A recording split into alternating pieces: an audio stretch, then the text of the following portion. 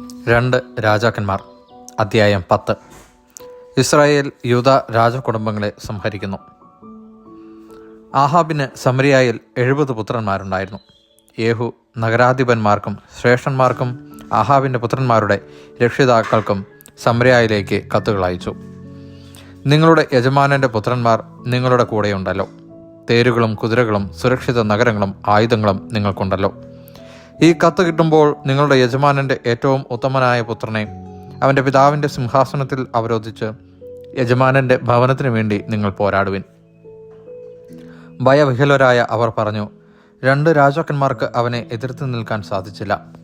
പിന്നെ നമുക്കെങ്ങനെ കഴിയും? അങ്ങനെ കൊട്ടാര വിചാരിപ്പുകാരനും നഗരാധിപനും ശ്രേഷ്ഠന്മാരോടും രക്ഷിതാക്കളോടും ചേർന്ന് യേഹുവിന് ഒരു സന്ദേശം അയച്ചു. ഞങ്ങൾ അങ്ങയുടെ ദാസന്മാരാണ്. അങ്ങയുടെ അഭീഷ്ടമനുസരിച്ച് ഞങ്ങൾ പ്രവർത്തിക്കാം. ഞങ്ങൾ ആരെയും രാജാവായി വാഴിക്കുകയില്ല. അങ്ങേക്ക് യുക്തമെന്ന് തോന്നുന്നത് ചെയ്യുക. അപ്പോൾ അവൻ വീണ്ടും അവർക്ക് കത്തെഴുതി, നിങ്ങൾ എൻ്റെ പക്ഷം ചേർന്ന് എന്നെ അനുസരിക്കാൻ തയ്യാറാണെങ്കിൽ നിങ്ങളുടെ യജമാനപുത്രന്മാരുടെ ശിരസ്സുകളുമായി നാളെ ഈ നേരത്ത് ജസ്രയേലിൽ എൻ്റെ അടുക്കൽ വരുവിൻ. രാജപുത്രന്മാർ 70 പേരും രക്ഷകർത്താക്കളായ നഗരപ്രമാണികളോടുകൂടിയായിരുന്നു. കത്ത് കിട്ടിയപ്പോൾ അവർ രാജാവിൻ്റെ 70 പുത്രന്മാരെയും വധിച്ച് ശിരസ്സുകൾ കുട്ടകളിലാക്കി ജസ്രയേലിൽ അവൻ്റെ അടുത്തേക്ക് അയച്ചു. രാജപുത്രന്മാരുടെ ശിരസ്സുകൾ കൊണ്ടുവന്നിരിക്കുന്നു എന്ന് ദൂതൻ അറിയിച്ചപ്പോൾ യേഹു പറഞ്ഞു, അവ 2 കൂനകളായി പ്രഭാതം വരെ പടിവാതിൽക്കൽ വയ്ക്കുക. പ്രഭാതത്തിൽ അവൻ പുറത്തു വന്ന് ജനത്തോട് പറഞ്ഞു, നിങ്ങൾ നിർദോഷരാണ്. എൻ്റെ യജമാനനെതിരെ ഗൂഢാലോചന നടത്തി അവനെ കൊന്നത് ഞാനാണ്. എന്നാൽ ഇവരെ നിഗ്രഹിച്ചത് ആരാണ്? ആഹാബ് ഗ്രഹത്തെക്കുറിച്ച് കർത്താവ് അരുളി ചെയ്ത വചനങ്ങളിൽ ഒന്നുപോലും വ്യർത്ഥമായില്ല എന്ന് നിങ്ങൾ മനസ്സിലാക്കിക്കൊള്ളുവിൻ. കർത്താവ് തൻ്റെ ദാസൻ ഏലിയായിലൂടെ അരുളി ചെയ്തത് നിറവേറ്റിയിരിക്കുന്നു. യേഹു ജസ്രയേലിൽ ആഹാബ് ഗ്രഹത്തിൽ ശേഷിച്ചിരുന്ന എല്ലാവരെയും, അവൻ്റെ ഉറ്റ സ്നേഹിതനെയും പുരോഹിതന്മാരെയും പ്രമുഖ വ്യക്തികളെയും ഒന്നൊഴിയാതെ കൊന്നൊടുക്കി. യേഹു അവിടെ നിന്ന് പുറപ്പെട്ട് സമരിയായിലെത്തി. മാർഗമധ്യേ ആട്ടിടയന്മാരുടെ ബെത്തെക്കെതിൽ എത്തിയപ്പോൾ യൂദാ രാജാവായ അഹസ്യായുടെ ബന്ധുക്കളെ കണ്ടുമുട്ടി. അവൻ അവരോട് ചോദിച്ചു, നിങ്ങൾ ആരാണ്? അവർ മറുപടി പറഞ്ഞു, ഞങ്ങൾ അഹസ്യായുടെ ബന്ധുക്കളാണ്. ഞങ്ങൾ രാജ്ഞിപുത്രന്മാരെയും മറ്റ് കുമാരന്മാരെയും സന്ദർശിക്കാൻ വന്നതാണ്. അവൻ പറഞ്ഞു, അവരെ ജീവനോടെ പിടിക്കുവിൻ. അവർ അവരെ പിടിച്ചു ബെത്തെക്കെതിലെ കിണറ്റിൻകരയിൽ വച്ച് വധിച്ചു. അവർ 42 പേരുണ്ടായിരുന്നു. ആരും അവശേഷിച്ചില്ല.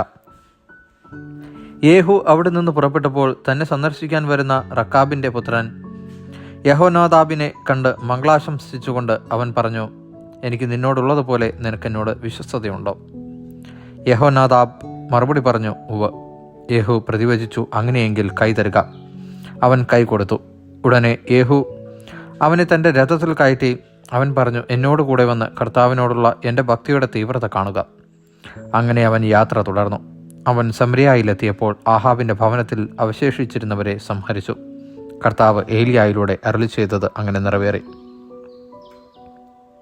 ബാലിൻ്റെ ആരാധകരെ വധിക്കുന്നു. യേഹു ജനത്തെ വിളിച്ചുകൂടി അവരോട് പറഞ്ഞു, ആഹാബ് ബാലിനെക്കുറിച്ച് സേവിച്ചിട്ടുള്ളൂ. എന്നാൽ യേഹു അവനെ അധികം സേവിക്കും. അതിനാൽ ബാലിൻ്റെ പ്രവാചകന്മാരെയും ആരാധകന്മാരെയും പുരോഹിതന്മാരെയും ഒന്നൊഴിയാതെ എൻ്റെ അടുക്കൽ ഒരുമിച്ച് കൊടുവിൻ. ഞാൻ ബാലിന് ഒരു വലിയ ബലി സമർപ്പിക്കും. വരാത്തവൻ വധിക്കപ്പെടും. ബാലിൻ്റെ ആരാധകന്മാരെ നശിപ്പിക്കാൻ യേഹു പ്രയോഗിച്ച തന്ത്രമായിരുന്നു ഇത്.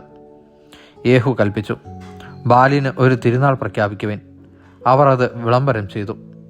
ഇസ്രായേലിലെങ്ങും അവൻ സന്ദേശം അയച്ചു. ബാലിൻ്റെ ആരാധകരെല്ലാം വന്നു ചേർന്നു. ആരും വരാതിരുന്നില്ല. അവർ ബാലിൻ്റെ ദേവാലയത്തിൽ പ്രവേശിച്ചു. ആലയം നിറഞ്ഞു കവിഞ്ഞു. അവൻ ചമയപ്പുര വിചാരിപ്പുകാരനോട് പറഞ്ഞു, ബാലിൻ്റെ ആരാധകർക്ക് അങ്കികൾ കൊണ്ടുവരുവിൻ. അവൻ അവ കൊണ്ടുവന്നു.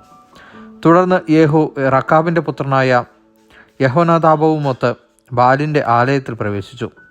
അവൻ ബാലിൻ്റെ ആരാധകരോട് പറഞ്ഞു, ഇവിടെ ബാലിൻ്റെ ആരാധകരല്ലാതെ കർത്താവിൻ്റെ ദാസന്മാർ ആരുമില്ലെന്ന് ഉറപ്പുവരുത്തുവിൻ. അനന്തരം യേഹു കാഴ്ചകളും ദഹനബലികളും അർപ്പിക്കുന്നതിനൊരുങ്ങി. അവൻ 80 പേരെ പുറത്ത് നിർത്തിയിരുന്നു. അവരോട് ഇങ്ങനെ പറഞ്ഞിരുന്നു, ഞാൻ ഏൽപ്പിച്ചു തരുന്ന ആരെയെങ്കിലും രക്ഷപ്പെടാൻ അനുവദിക്കുന്നവൻ തൻ്റെ ജീവൻ നൽകേണ്ടി വരും. ദഹനബലി അർപ്പിച്ചു കഴിഞ്ഞ ഉടനെ യേഹു അംഗരക്ഷകന്മാരോടും സേവകന്മാരോടും പറഞ്ഞു, ഉള്ളിൽ കടന്ന് അവരെ വധിക്കുക. ആരും രക്ഷപ്പെടരുത്.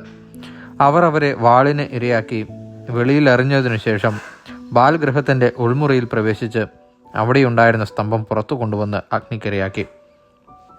അങ്ങനെ ബാലിൻ്റെ ആലയവും സ്തംഭവും നശിപ്പിച്ച് അതൊരു വിസർജന സ്ഥലമാക്കി മാറ്റി.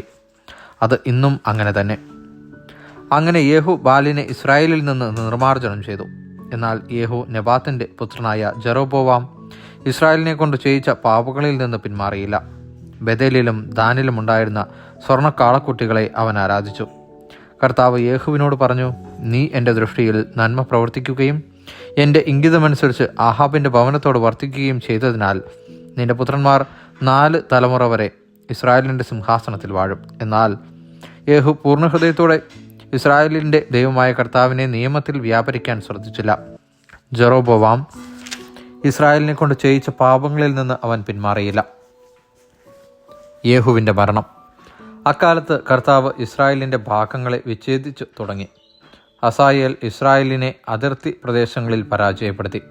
കിഴക്ക് ജോർദാൻ മുതൽ ഗിലെയാദ് ദേശം മുഴുവനും, ഗാദിൻ്റെയും റൂബൻ്റെയും മനാസയുടെയും പ്രദേശങ്ങളും, അർണോൻ്റെ താഴ്വരയ്ക്ക് സമീപമുള്ള അരോവർ മുതൽ ഗിലെയാദും ബാഷാനും വരെയും അവൻ കീഴടക്കി. യേഹുവിൻ്റെ മറ്റു പ്രവർത്തനങ്ങളും അവൻ്റെ ശക്തി പ്രഭാവവും ഇസ്രായേൽ രാജാക്കന്മാരുടെ ദിനവൃത്താന്തത്തിൽ എഴുതപ്പെട്ടിട്ടുണ്ടല്ലോ. യേഹു തൻ്റെ പിതാക്കന്മാരോട് ചേർന്നു സമരിയായിൽ സംസ്കരിക്കപ്പെട്ടു. അവൻ്റെ പുത്രൻ യെഹോവാഹാസ് ഭരണമേറ്റു. യേഹു സമരിയായിൽ ഇസ്രായേലിനെ ഭരിച്ചത് 28 വർഷമാണ്. ദൈവവചനമാണ് നാം കേട്ടത്.